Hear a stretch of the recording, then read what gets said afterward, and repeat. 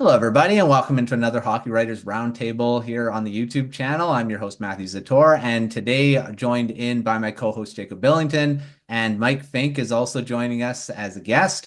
Jacob, how's it going? It's going great, thanks. How are you? I'm doing great, and how's it going, Mike? I'm good. It feels good not to be in a hosting seat for the first time in a few weeks. For sure. We're going to be doing this twice a week for people that have been following the roundtable throughout since we started it. Hasn't been as regular. We've had our season previews, playoff previews, all that stuff, but we're going to try to do this 2 times a week to kind of cover a lot of the news that is happening throughout the week as the regular season starts. And we're just days away from the regular season. I mean, I guess it's officially started already because the Global Series has been, there are two teams that have played 2 games. But the actual season starts in North America here on Tuesday. So we're just ahead of that. And we're going to start every show with a news and rumors roundup. And of course, we got to start with Jeremy Swayman finally signing with the Boston Bruins after I call it an epic saga because it's just been taking way too long for this to be resolved. And he didn't go to training camp. He didn't have any preseason games or anything. So he's going to start the season cold, but he is now an 8 year extension with the Boston Bruins. So, Jacob, your thoughts on it? I mean, the whole situation, the contract. What do you think about Swayman signing or finally doing it here? Well, as somebody who covers one of the 31 other NHL teams, I think I am not alone when I say I was hoping that it would drag out a lot longer, just because Boston has had perennial success in the crease. I mean, they've gone from like just generational goalie to generational goalie. So seeing them struggle in net with Jonas Korpisalo and Brandon Bussi would have been pretty entertaining for 31 fan bases. But on a serious note, like the Swayman contract is a great deal. It was always going to get done. There was some thought of a trade request coming in, but I didn't think it was ever going to be something serious. And yeah, it's a good contract. Both sides kind of got what they want, and falls in pretty well. One thing that I've mentioned a couple times in my writing is um, throughout the negotiations, Swayman kind of talked about how he got education this year after his arbitration last year. He learned about the negotiation side of things, and he wanted to set a precedent for goalies because goalies are notoriously underpaid in the NHL. So he did a great job of kind of standing up for the goalies and making sure he stuck out and got a good contract because he easily could have taken 7.25 million and come in under Connor Hellebuyck. But yeah, just higher paid goalies is something that fans of a team probably don't want to see because that affects the salary cap. But for hockey in general, it's a great contract. 8.25 million for a full total 66 million. So I mean he's gonna run it's gonna run through to 2031, 32. And I mean he's 25 years old, so that's gonna bring him, of course, over 30 when he comes on a UFA. I Michael, with this whole situation, do you think it's gonna affect maybe the locker room with him? I mean, obviously wasn't through training camp. All the players, of course, we're hearing about all this stuff. Do you think it's going to change anything to kind of start the season and the culture of the dressing room with him holding out? I've heard mixed reviews about that because some people think that there's this new in the Boston way, the Bruins way is they get deals done. They don't worry about lingering contracts. They don't worry about players kind of holding out and getting winning over a front office the way I mean Charlie McAvoy recently did that. David Pastrnak was able to, even though they got that deal done earlier. And there is the belief that because Swayman's contract's coming in, there's a new type of Bruins team Mm. or a new culture there. I think this is more of we knew whenever contract negotiations go on with these things, not just here, but in any situation, you know that they're going to drag out, they're going to be dramatic, and they're going to be intense a lot of times. And Mm. with Swayman, it got overboard. I think Cam Neely was the one who said, I've got 64, he's got 64 million reasons to sign her, something like that. But, and then it ended up being 66 million. So if my math's correct, Yeah. or around, but it it's one of those things. I think they could start out slow this season because he's coming back and how people how the team will react to him being back late and just getting acclimated to the season. But overall, this is one of those things that I think when it comes to a lot of the players around, they understand. I mean, it's an understood thing. These are how negotiations work. And throughout the whole process, as dramatic as it was, there was this feeling of this is just each side trying to play their not show their hand or not play their cards right. So I mean, in the end, I think the Bruins are still going to be one of those great teams still to watch out for. He is one. I mean, he is now one of the higher paid goalies in the league. And the thing is, he's not a proven starter. He's been, flipping with Linus Ullmark, splitting the crease, and now he's pretty much a bona fide number one. I mean, Jonas Korpisalo had a really good preseason, and they were comfortable with going into the season with him. But, you're hoping that maybe they can create maybe a 1A, 1B, but I'm thinking Swayman's still going to get most of the starts. Unless Korpisalo plays really well when he does get in, and then they do feel comfortable with him being there too. We'll see. That's also to be something to kind of follow throughout the season. If I can add one more thing, Mike, you mentioned the Bruins way, and I hear that being talked about a lot of you take a little bit less. It's kind of a team thing. The Bruins have this identity and culture. I don't believe it. Outside of Patrice Bergeron, maybe David Krejci, I don't think that exists. You look at McAvoy, he's making 9.5 million. He's one of the highest paid defensemen in the league. Pasternak makes 11 and a quarter, one of the highest paid wingers in the league. And like even Brad Marchand, people point to that contract. He signed that contract before he was good. Yeah. Like he signed that before the 2016-17 season, and at that point he had a career high of 61 points. Like I hear people talk about that all the time, and I've just never really bought into it. I think it's more of on the depth side of things. When you look at the Brandon Carlos, the Hampus Lindholms, although Lindholm you could say is paid pretty handsomely compared to what his value is, but I mean it's more of play. They have the sort of feeling of players don't even Jake DeBrusk. It took a while for him to leave. Like players stay. It's one of those things that you're kind of you kind of stay for the team and like there's this feeling of they have a way every organization has a unique way of running things, and I think Boston is one of those teams that they just have a very unique way of running things, and I think this kind of clashed in that sense a little bit. Yeah, I mean, it is an interesting thing. I mean, I don't think anyone, I mean, there was the talk of maybe he was going to be traded, but I don't think that was going to happen, especially after they traded Ullmark. I mean, who are they going to be left with unless they traded, of course, Swayman to someone and got another goaltender in return. But yeah, it's going to be something to kind of watch, but he is long-term here now, 8 years, and we'll see how it all goes as him the starter.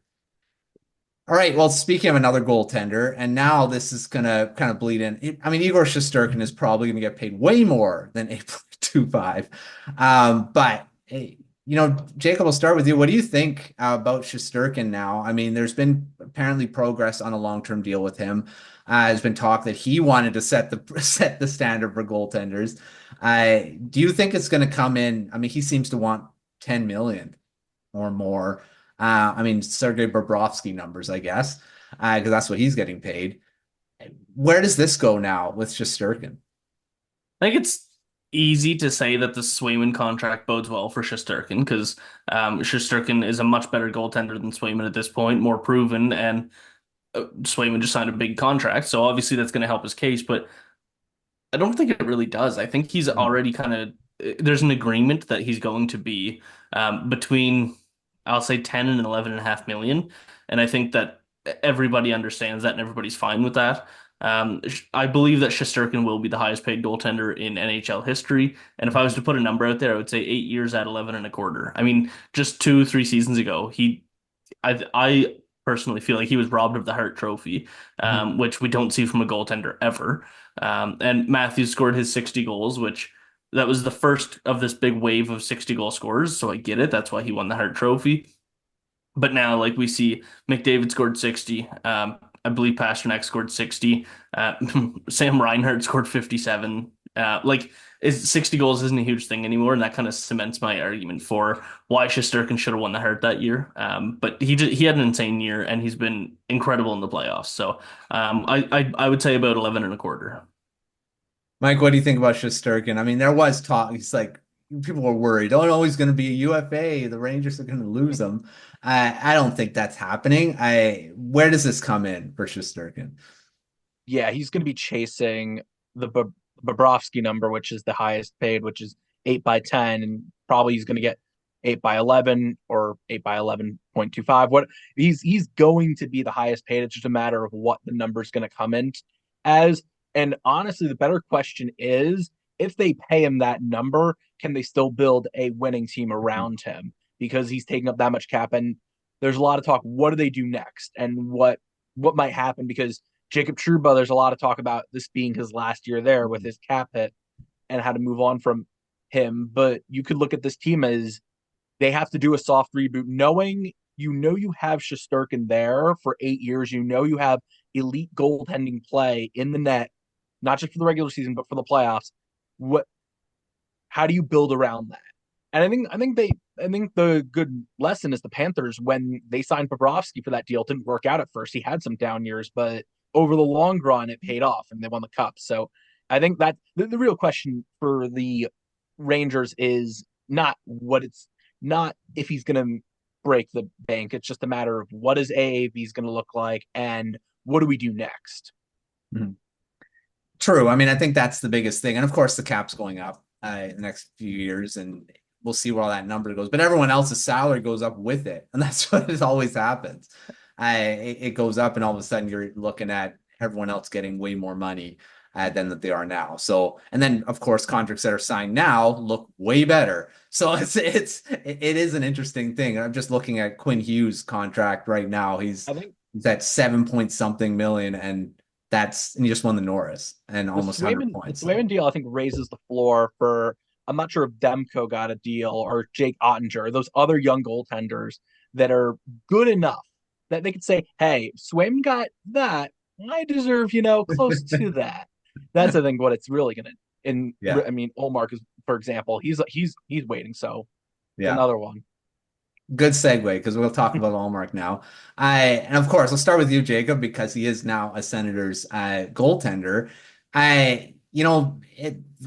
Recent reports are saying that they're going to take a cautious approach with talking contract with him. They wanted him to get acclimated with the team, the city, and all that before they kind of, force that on him, I guess.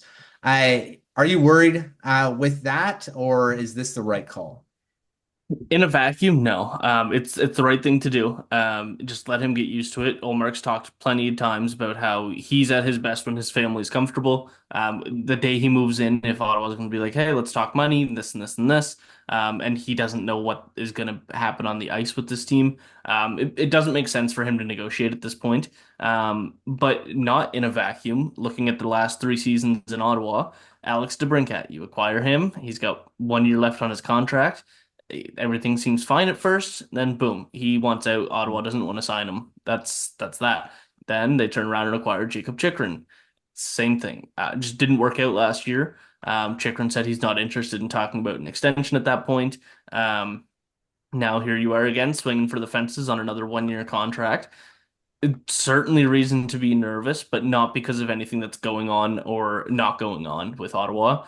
I think Steve Staios has taken a nice, steady approach to that. I just hope it doesn't blow up in his face. That being said, if the Ullmark trade does end up as a 1 year deal, I think Ottawa still wins that. I've said this on the Senators Roundtable podcast quite a few times.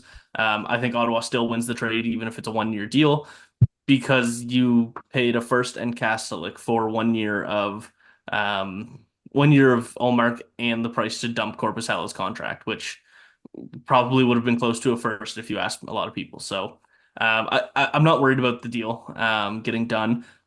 Everything points to it being fine. He's been lights out in the preseason. He's been absolutely phenomenal. I think he has a .932 save percentage through the preseason. If he can carry that into the season and help Ottawa chase for the playoffs, I don't see any reason why he wouldn't want to stick around. He seems to really enjoy it in Ottawa. He talked about how the city is a lot quieter and he doesn't hear sirens all the time like he did in Boston. So that's at least a positive. And he said his family settling in. I think that's something really important as well. And obviously he's mentioned that countless times. So yeah, I'm not too concerned about it at this point. Yeah, I think Allmark it's a good thing to kind of let him get settled into the city, and we'll see how he does in the season, how the Senators do. I think that's going to be the biggest thing. If he feels that this is not a long-term place for him winning wise, then he probably doesn't resign. But I think and of course the Senators looking at him too. Is he the solution in the future? And if he's not, well then they'll just let him go too. So that's gonna be something to watch for sure. All right, Mike. I'll talk about. We're going to get into waivers now. Pierre Engvall on waivers, and he was just pre-signed not that long ago under big contract, and it looks like a rookie kind of beat him out. Where do you think? I mean, is this just a bad deal all around that Lamoriello signed, or is it just the fact of a rookie kind of just outplaying a veteran? I mean, there is a little bit of that rookie in the top six or really in the top nine outplaying him, but not just that. Martin on a PTO is still on the roster, so he couldn't beat out Matt Martin. He couldn't beat out Kyle McLean is still there.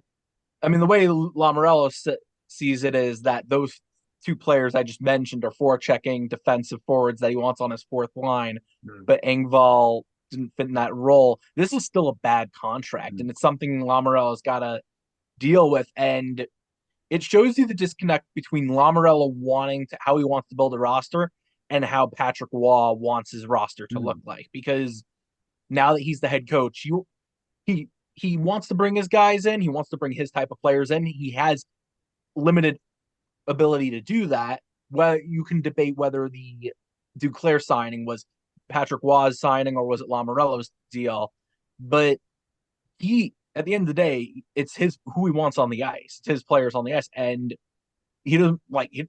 Engvall is one of those tricky cases because he, if he has the right line mates, he fits in well. But last season, it was never worked out, and they shuffled around the lines a lot anyway, outside of the top line. So he never found a role, and at that point, yeah, this is shaping up to be a contract they're gonna have to deal with, and pair that with the Mayfield one that they signed in the same offseason. Both were 7-year deals, and Lamoriello's got to deal with that. And this is one of those where you can look back at a bad offseason as one that could cost this team. Even if they make the playoffs, people will say, "Oh, they could have been one of the top teams in the Eastern Conference had they did literally anything else." But they decided to sign Scott Mayfield for 7 years, and he's been a liability on the ice, and hopefully he bounces back after last season because yeah, you got to hope for that. And Engvall too. It's just that one looked good, but because he was 27 at the time, but it just hasn't worked out either. So you look at that as a defining moment almost in Lamoriello's tenure, which is getting on the hot seat. Well, I mean, Lamoriello said basically Maxim Siplikov just beat him for a roster spot. I mean yeah, he did, but it's still that you made a mistake. This guy is not good enough to be on the team, and now he's probably buried in the minors. I don't think anyone's claiming him on waivers because yeah, unless someone really likes him, I don't know. I wouldn't think that's going to happen. Jacob, what do you think about the waiver wire? I mean, today there's a lot of waivers, not a lot of guys placed on waivers. Is there anyone else that kind of stood out to you being on there? You know what? So today's the last day that they could put on waivers before the rosters need to be set tomorrow, or today when this episode comes out. Um, Not a whole bunch of standouts. I feel like this list every year is like, oh, I can't believe this guy's on waivers. This guy's on waivers. Obviously, there's a couple names. Eric Brandstrom with the Vancouver Canucks, who acquired him 4 minutes before putting him on waivers. Ottawa's Adam Gaudette and Yen Unique. Not really surprising players to see on waivers, but I really thought that they earned fourth line spots. Justin Hall, that's a big one. Yeah. And Jacob Pelletier. That's kind of the one I wanted to talk about. He, former first round pick in 2019, I believe. showed a lot of promise as a player and still I think has a lot of potential. But the issue is that he's a smaller player. He's had some shoulder injuries. I don't know if there's an NHL future for him, but there's a lot of potential there. And he usually the smaller players take a while to break out, except for Zach Benson, who's excellent. But yeah, I was just really surprised to see Pelletier make the team, and I feel like it's kind of a statement move by the team, rather than specifically about the roster and the player. I feel like it's a statement of saying we're not afraid to make these moves, Mhm. which is something that's really important. So other than that, I don't think there were really any surprising ones, other than like, of course, Pierre Engvall. Yeah. I mean, yeah, Peltier is probably maybe a surprising, maybe not. I mean, they're looking at guys that, he was one that held out quite late before they signed him too, wasn't it?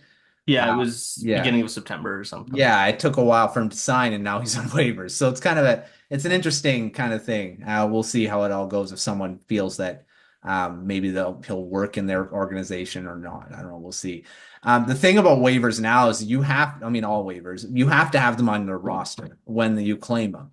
So, I mean, unless you feel that yeah, if you're claiming a guy, you're gonna want him on your roster. So that's always a wrinkle at the beginning because everyone else is doing the same thing, trying to set their rosters. That's why you can sneak guys like this down to the minors and be like, well, no one's gonna claim them because everyone else is kind of in the same boat. So we'll see if anyone else gets claimed tomorrow or today. All right. Anything else you guys want to talk about before we move on to the global series? I think we pretty much covered all of the big news that kind of happened. Mike, you have anything else? I mean, that's the big news pretty much. The theme of the offseason felt like for a few weeks was your favorite player was either, well, we didn't really discuss that, but your favorite player was either extended or injured. Yeah. But so we covered the extension part. So those are the two big stories. So we basically covered. Now it's ready for the hockey season to Yeah. begin. I mean, there's big long-term injuries, of course, that's happened Yeah. before with Lane and Doughty and all that stuff. We'll see how the kind of that way we'll get into that later on with some of the storylines that came out. So let's move on then. And let's talk about the global series quickly. I mean, that's of course I guess the official beginning of the season. Buffalo Sabres, New Jersey Devils playing in Czechia. The Devils won both games, so they are 2-0 on the season, first in the NHL, and on pace for 82-0. Not happening. But also Buffalo Sabres are on pace to 0-82. But Mike, what do you think about we'll start with the Sabres. There was a lot of anticipation coming into the season. They're going to be a better team. Lindy Ruff, of course, retakes his role behind the bench after being away for a while. Should Sabres fans be worried already after two losses, as it doesn't seem like there's a lot of change? They can't score. Their power play looks bad. Um, should they be worried about it? I think a little bit. Not. I wouldn't be panicking after two games, but you have to be concerned about the excitement. Really was they got Bowen Byram at the trade deadline last year, and that I mean I was talking on a lot of these preview sort of shows about Bowen Byram. You add him with Owen Power, you add him with Rasmus Dahlin, you have an exciting blue line that can move the puck up the ice, and there's just not a lot of offense there, and still a lot of question marks that we had last season, and they were supposed to be the team that I think a lot of people had under that trio of the Senators, the Red Wings, Mhm.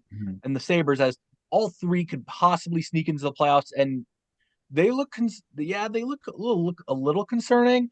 I still you want to see what a full month looks like with Mhm. them, especially since I mean you could say conversely the Devils look really good Yeah. now, or you could be really excited about them. So you take that for what it's worth. But for both teams, I mean my general takeaway is almost like all of it counts but none of it matters sort of thing where yeah you're 2-0 and you're 0-2 but you can't really take so much away from just these two. You have to wait a few more games to see what it's like. Also, I mean, the other part is that this was a back to back. You really Yeah. that second game felt like it was a get it felt like not a getaway day, but one of those where okay, we have our backup goaltenders in, and you're not really the same type of player when you're playing not just you're playing on short rest like that overseas. So I mean, you can take a little bit of concern there if you're the Sabres, especially since you just know like, oh yeah, you're gonna miss you can miss the playoffs again. This is just like you're a franchise that anything could be an alarm bell, but I wouldn't be too concerned about it. Well, Jacob, conversely about the Devils, I mean, they look really good. Like Mike said, I mean, they look like the team that everyone was kind of hoping that they were going to be last season, kind of continuing that.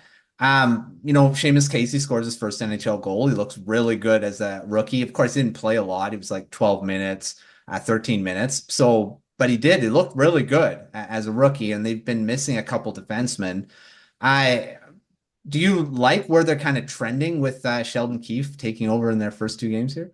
Yeah, absolutely. I mean, like they have a fantastic roster, and I mean, you look at their defense, and they have Jonathan Kovacevic, Simon Nemec, and Seamus Casey.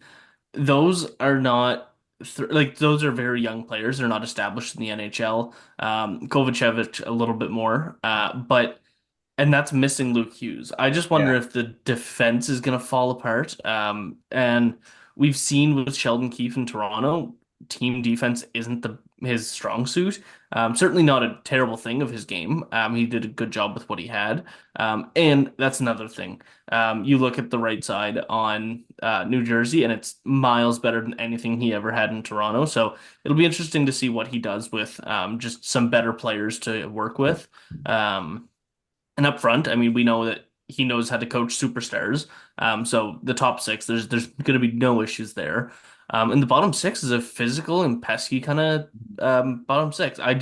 And they finally have confidence in their goaltending, which is something that the Devils have really struggled with over the last few years. Jake Allen looked phenomenal. Jacob Markstrom in his debut looked excellent. So yeah, not too much to worry about. Brendan Dillon's hit on JJ Peterka. That's kind of one takeaway from that game. Um, I think it's deserving of a 5-minute penalty. I don't think it was deserving of a suspension, and obviously he's not getting one. Unless it's going to be announced way later. But yeah, I love the physicality that he brings, along with Jonas Siegenthaler. Um, and yeah, I really like the way the Devils are built this year. Mhm. The And Kovacevic point's good because yeah. he scored. I think what he scored a goal, and I think he added 2 assists. So they've got they've added size in the offseason. They added more strength to their blue line. So you could be excited if you're a Devils fan. I don't know what the question's going to be what their ceiling is, but there's definitely the pieces that you were concerned about that you could be excited about now. Yeah. Yeah. All the newbies were all involved. A lot of the new guys. Paul Cotter scored a goal. Of course, Markstrom had save of the year early on already. I mean, that was maybe a little luck there too, but I mean, it was great save. Stefan Nason scored the first goal of the season. Mason, yeah. So I mean, there's lots of new guys kind of made a difference, which I mean, of course, they're not always going to make a difference every game, but it's a good start. And of course, Dougie Hamilton being back was a massive thing on the back end, and he's already kind of shown why. So yeah, I think the Devils are off to a great start, of course, 2-0. And we'll see if it kind of continues as they start their North American regular season, I guess. All right, let's move to our quick fire round, and we're gonna have this every episode, but of course, different questions. So I mean, I'll start with you, Mike, on our first one. What's the biggest storyline for you coming out of the preseason? I mean, there was a lot that happened. Of course, I mentioned some of the injuries there. What's the biggest thing kind of coming out of here? Yeah, I said it earlier. Your favorite player was either extended or injured. I was like, I think I tweeted that way back a few weeks ago. But yeah, that's the big storyline. I think it's I mean, the Draisaitl extension was the big extension, but pretty much like that is pretty much I mean, the other story is the injuries, which you wonder is this like a trend in the NHL? Is something that could potentially happen for more as the season goes on, and is this an outlier?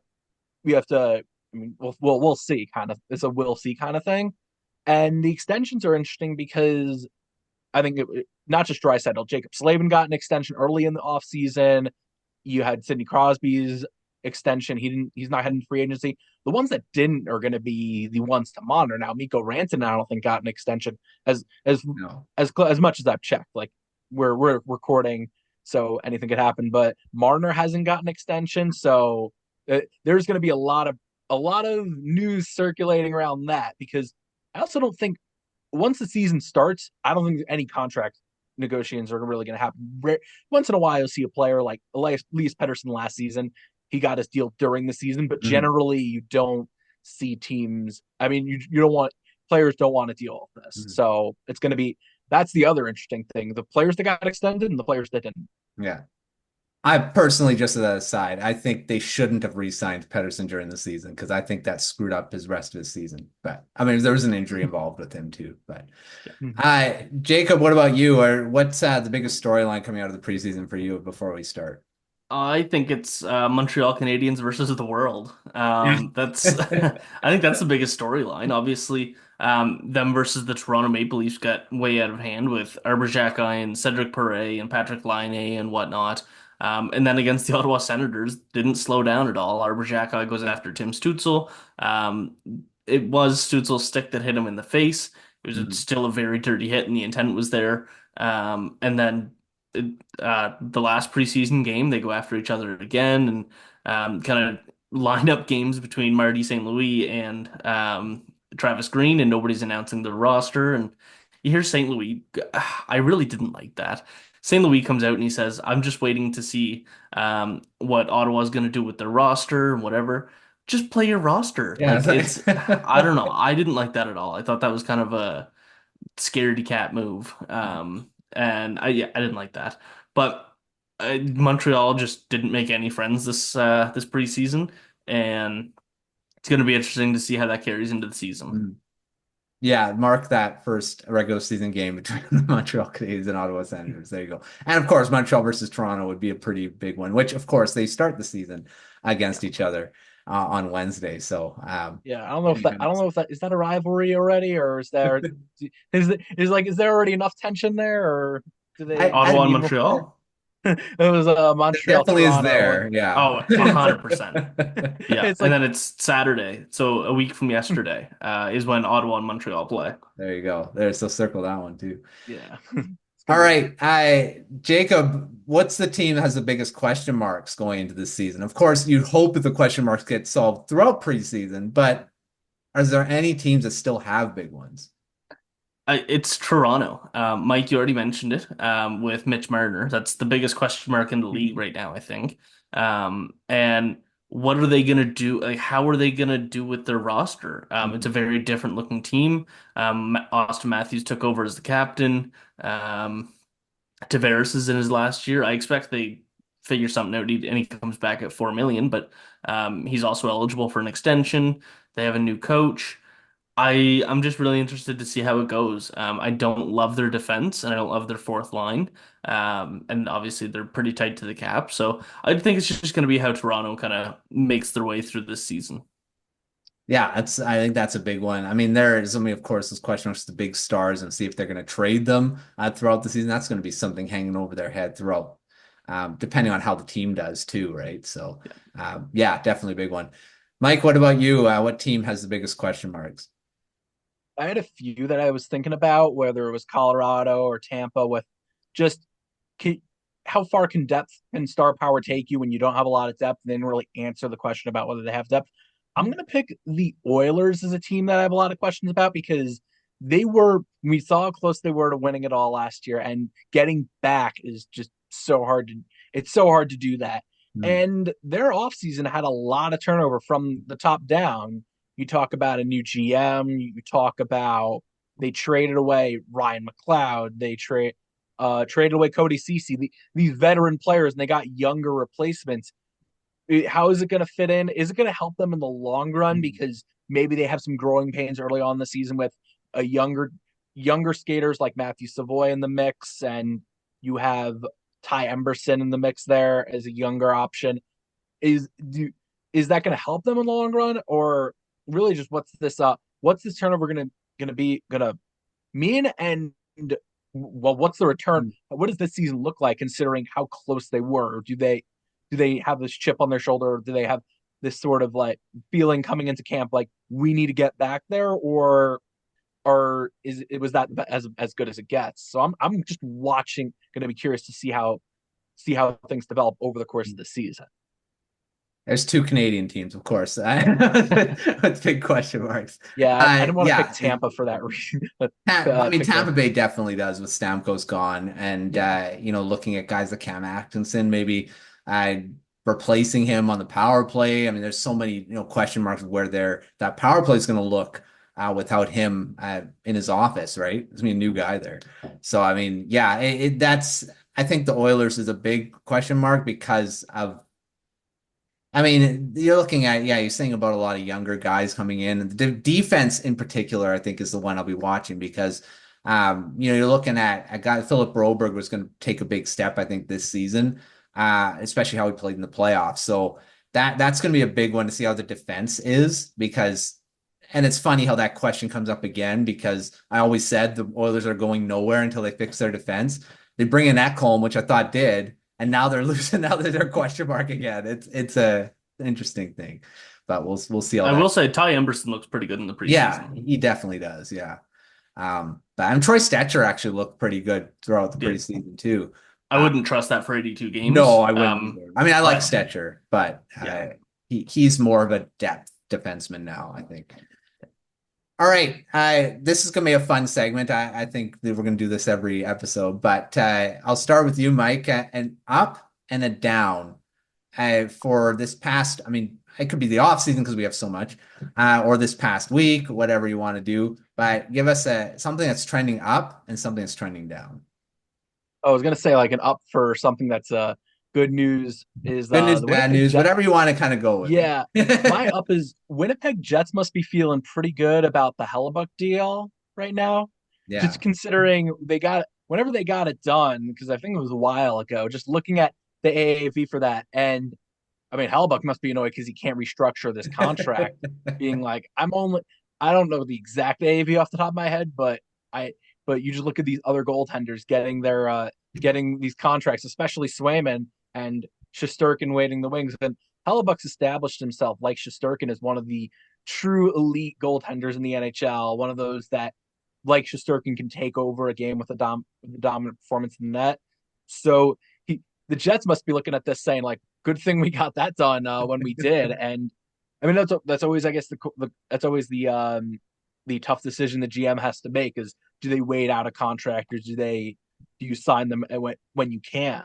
And for the Jets, that's a big up for them. So yeah, got to pick it down. I'm gonna pick another GM. I'm gonna pick a Lamoriello. Is not this is already.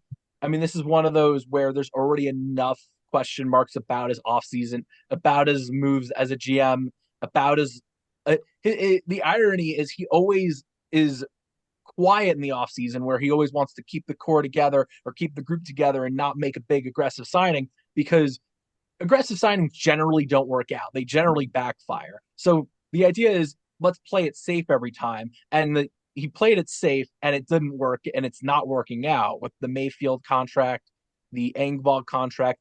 The Varlamov contract looked good last season because he stepped in and got them to the playoffs, but I think he's going to be 36 when this season gets underway. And you have no idea if that one's going to work out either. So there's almost a lot of pressure on him now. And he heads into a season where Brock Nelson's a free agent at the end of the season. Noah Dobson and Romanov are both restricted free agents. So you have to think about extending them. There's a lot of pressure on him and a lot of question marks heading into the season for this team.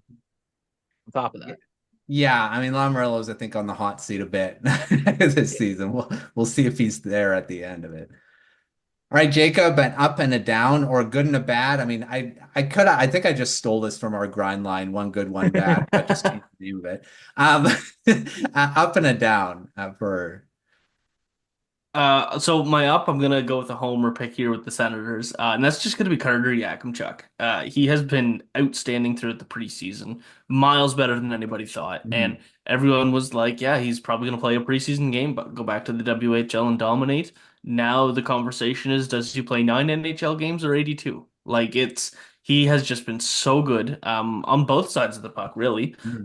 His defensive game obviously still needs some work. He's a young offensive defenseman, but it's been so much better this year at the NHL level than it was last year at the WHL level. I think he's very close to becoming a stud in the NHL. And obviously some highlight reel goals throughout the preseason. So he's going to get my up here. And for my down, I'm going to go with the Calgary Flames. They just aren't doing anything and they're bad. They're not selling off their good players. They're not adding any good players to help the roster. Like, I mean, you got 11 and a half million for Jonathan Huberdeau on your third line. Yeah. Andre Kuzmenko on your first line after struggling last year. Not feeling that. Mm. You just the roster's filled with so many either young meh players Mm. or just NHL has-beens. Their defense went from one of the best groups in a long time in the NHL to now it's Mackenzie Weegar, Rasmus Anderson, and they just signed Tyson Barrie. Mhm. Great. Miromanov, I believe he's going to play. He's pretty good. I like the way he looks. They have Kevin Ball. Some potential to Mm. that. Jake Bean, does he still have a spot in the NHL? I don't know. Then you look at their goaltending, Dustin Wolf, young superstar prospect, but nothing at the NHL level yet. Mm. And then Dan Vladar. Like, what are you doing? If you're gonna be bad, if you're gonna have a roster that looks this bad, just commit to it and trade Nazem Kadri and Blake Coleman Mhm. and why are you signing Anthony Mantha? Yeah. Like, I don't get it. Um, Either be bad on purpose or start getting better. It is something. I mean, they're looking at, especially Huberto. I think it's just so interesting why he dropped off the face of the planet. Like I just don't understand it. Was he just was Florida just I just don't understand how a player could be so good and then drop off to being so bad. Yeah. It just makes zero sense to me. But yeah, I mean, they did trade Elias Lindholm. They did trade, Noah Hannafin, all those guys last season. But yeah, the signings of Mantha and then, going, yeah, I don't know. I wouldn't want to be Dustin Wolf this season. I'll just say that right now because he's just going to get peppered. I Yeah, they're mean, one of those I don't teams. know. There's one of those teams in crossroads where you should ideally be rebuilding possibly, and they have done a lot of things that make you think they are going to retool correctly, and then they don't, they don't do the final steps, and then you're just left in this middle spot kind of Yeah. thing. That's where it's going to be, I think. I mean, they do have a pretty good, I mean, okay prospect pool, guys coming up. But still a few years away. And that's where you're looking like Zane Parak. He's going to be a heck of a defenseman, top pairing defenseman when he Yeah, gets there. But that's going to be a few seasons down the road. He did look good in the preseason, too. And then you got Samuel Honzek, really good in the preseason.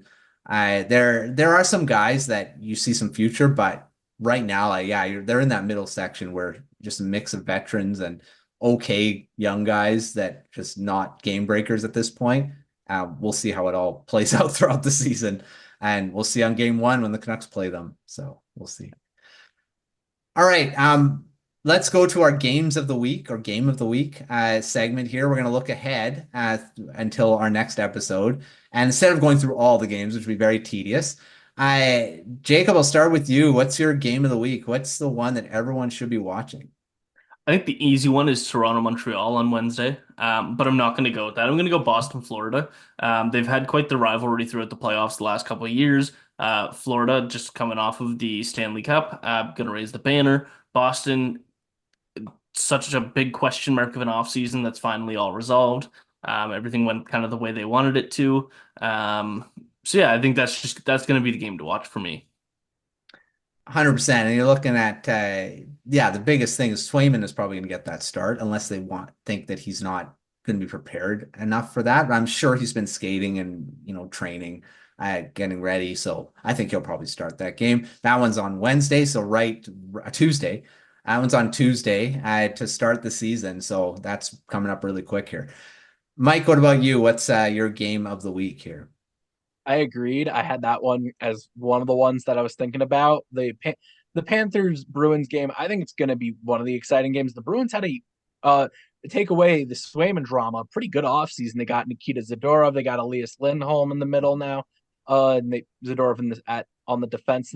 They've added they look like a pretty good roster heading in the season. I think they're gonna struggle in this game, especially with in the net because Swayman not being there. But I mean, I expect it to be a fun game with a lot of goals. I think is also. I mean, Florida could shut it down, but the game though I had circled was Oilers Jets. It's at 10 o'clock, so it's Eastern time, so a little late for us on the East Coast. Might need some coffee for that one, but you've got what's exciting about that one is you have the Oilers trying to get back to the Stanley Cup final, but they're gonna have their offense and all the firepower they have against a Jets defense that lost Brendan Dillon, but still has Dylan DeMello and Dylan Sandberg and Josh Morrissey, a good trio, and really just a good defense core and Connor Hellebuyck. I mean, you've also got the Jets offense, which is pretty intriguing. It's going to be just a good game, a lot of star power. It's in go either way, so I'm excited. I'm excited about that one. It's on Wednesday night, to end. It's a late one, but get ready for that one. I think.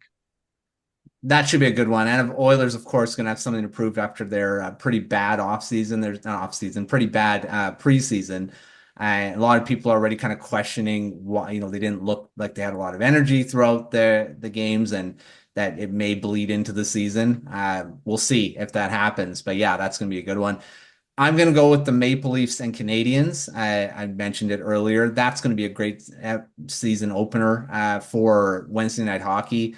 That, of course, is at 7 Eastern to start the night. And Montreal Canadiens, of course, dealing with injuries, dealing with all that and adversity to start the season. And, of course, the Maple Leafs trying to start their season off on the right foot with all their guys, all their what changes and see how their new coach kind of gets the systems going.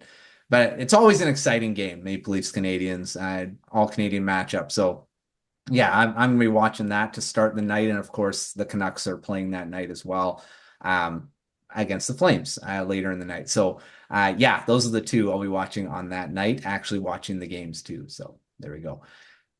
All right, to finish our show here, we're going to do this to feature a few articles on our on hockeywriters.com.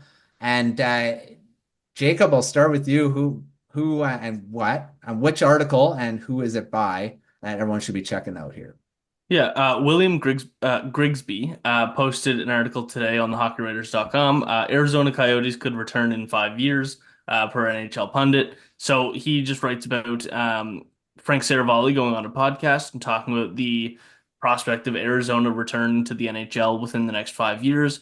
I don't want to get too much into it, but he just kind of talks about what needs to happen between now and then. So make sure to go check that one out.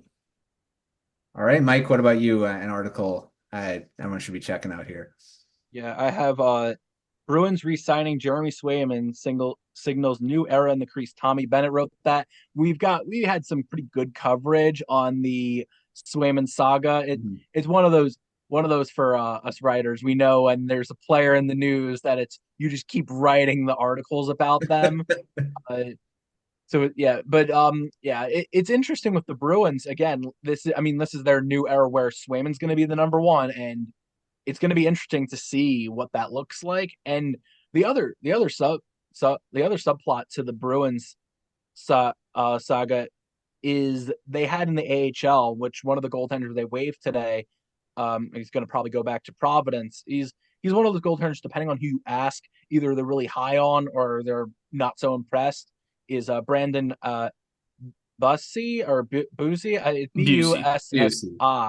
So, yeah. But anyway, with this signing, what the future could be for him, maybe, because if he's one of those prospects that they're intrigued about, or if they want him to start eventually, maybe after with Korpisalo, if he's not a reliable backup, they'll bring him into the fold. But it's gonna be interesting for Boston because for the first time, well, probably since Tuukka Rask, they have one goaltender to lean on, and it's Swayman. So after all this, you better hope that he's the answer. Yeah, definitely a new era we've talked about because Swayman hasn't been the number one here. He's split that crease, so we'll see if he can take on the workload, which I think he's probably gonna have to play quite a bit. Like I say, unless Korpisalo looks good in his back, I mean, they feel confident in doing it. So yeah, that's a good article to take a look at there. I'm going to go with Montreal Canadiens best and worst case scenarios for 2024-25. It's by Edgar Chaput. He just switched over to Canadiens coverage from the Seattle Kraken. So take a look at that. He wrote a similar article for the Kraken. So you want to take a look at that one as well. He goes through all the best case scenario that could happen for the Canadiens. And if all of them happen, I think the Canadiens would be pretty happy because they're looking at I'll just mention one of them here. Slavkovsky, Suzuki, and Caulfield becoming a legitimate threat. Personally, I think they're already a legitimate threat because they probably their best line. Last season they were probably one of their best lines, maybe their best line I put together throughout the season. So yeah, definitely check that article out. Lots of great stuff there, and yeah, and one of the other ones is Lonnie coming back is better than ever, which of course everyone hoping that is the case Yeah. because that was just a heck of. I mean, it's not a horrible 2 to 3 months is quite a long time, but he'll be back before the new year. So hopefully he doesn't have any ill effects from that, and then he can just come back because he's had a tough few years here. Yeah. So. It's really such a buzzkill for that Line A and Reinbacher both get hurt. Like if the Canadiens were this team that was going to get into fights with everyone, and they're one of these teams that you're circling as, oh, they can maybe leap into the playoff discussion because of all these young players starting to hit their stride. Now you've got Line A really was supposed to be that player that put them over the top, one of them at least. But yeah, it's really that's what's so frustrating about it. It feels like that's a buzzkill now for them coming into the season. Yeah. Well, I say they're probably the biggest one facing the most adversity going in with injuries. I mean, of course, the Kings losing their top defenseman in Doughty. That's a pretty big blow. And he's out longer, quite a bit longer for that one. So, yeah, it's going to be interesting to see how the next few games go and what we're going to be talking about in our next episode because we'll have games to talk about. So, thanks, Jacob, of course, for coming on and of course, you're going to be co-hosting throughout the season. And thanks, Mike, for coming on here. And we'll obviously probably see you throughout the season too. So check out Mike's writing about the Islanders, and he writes NHL at large pieces as well. He also hosts the NHL Ice Time or Hockey Writers Ice Time over here as too. So check out that podcast and check out everything at thehockeywriters.com from everything we've got as the season gets going and throughout because we got lots of content coming up. So make sure checking all that out. Until our next episode, we will see you next time.